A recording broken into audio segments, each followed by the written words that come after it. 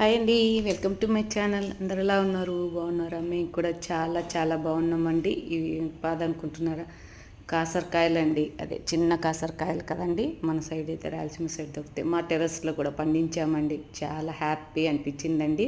టెర్రస్కి వెళ్ళి చూడండి ఎంత బాగా కాసాయో కదండి. మనం బయట తెచ్చుకోవాల్సిన అవసరం లేదు. ఇలా ఒక్కసారి నాటామంటే ఇది ఏళ్ళ తరబడి ఉంటుందండి. గడ్డ మాత్రం కాసరకాయ గడ్డ చాలా బాగా కాచాయండి. అసలు ఫ్రెష్గా ఎంత బాగున్నాయి చూడండి. నేను వచ్చేసి థర్మకోల్ బాక్స్లో వేసానండి.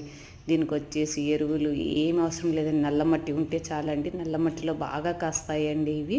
మనమైతే మొత్తం ఇలా పైకి తీగని లేపేసి కాసరకాయలు అనేది తెంపుకోవాలండి. ఆరోగ్యానికి కూడా చాలా మంచిది. డయాబెటీస్ ఉన్న వాళ్ళకైతే చాలా బాగా పనిచేస్తుందని చూడండి. నేను వచ్చేసి 4 గడ్డలు వేసానండి. అవి ఎంత బాగా అర్లుకున్నాయి, మొత్తం పాదుకున్నాయండి.